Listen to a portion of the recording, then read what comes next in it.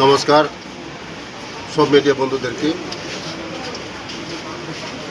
খুব দুঃখজনক ঘটনা।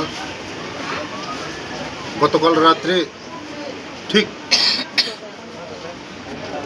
7টা-8টার দিকে মঙ্গিয়াক আমি আমার এক কর্মীর বাড়িতে গিয়েছিলাম।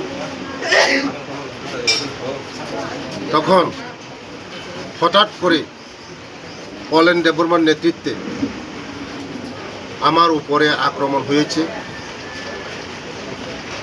রেণু দেববর্মার বাড়িঘর পুরা তুরমুর করে দিয়েছে। প্রায় 1 ঘন্টা তাণ্ডব চালিয়েছে ওরা। বাইক 8-10টা বাইক ভেঙে দিয়েছে। ঘর পুরা 2-3টা ঘর পুরা ড্যামেজ করে দিয়েছে।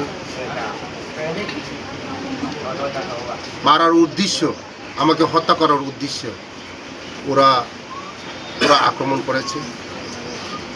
আমি বলবো, হিংসার রাজনীতি কোনোদিন বেশি দিন থাকে না। সবাইকে আমি বলবো পিসফুল যেন পুল হয়, এই ভোট যেন এডিসির নির্বাচন যেন পিসফুল হয়। হিংসা করে কোনো লাভ হবে না। মানুষ যার যার সাংবিধানিক অধিকার প্রয়োগ করবে, যার যার অধিকার প্রয়োগ করবে। মানুষ বেছে নিয়েছে আগেও যে কাকে ভোট দেওয়া হবে।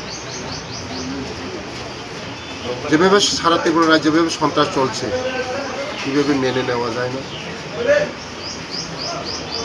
আমি বলবো যে আইন কাউকে রেহাই দেওয়া হয় না, আইন আইনের পথে চলবে।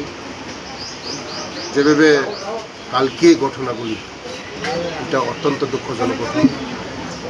বারবার আমার উপর আক্রমণ হচ্ছে, গাড়ি ভাঙচুর করছে, বারবার বাড়ি ভাঙচুর করছে। গতকালও সেই পুলিশ প্রশাসন এসে পরে আমাকে এখান থেকে রিকভারি করেছে। পরিকল্পনা ওদের একটাই, হত্যা করা, আমাকে হত্যা করা।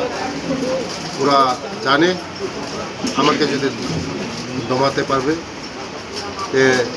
এই সিটের মধ্যে, এই খোয়াই ডিস্ট্রিক্টের মধ্যে তারা লাভ হবে। তার জন্য আমাকে বারবার অ্যাটাক করছে। আমি বলবো জনগণকে এমন থেকে বিরত থাকার জন্য। আমাদের বিজেপি কর্মীরা কোনোদিন আমরা হিংসা করি না।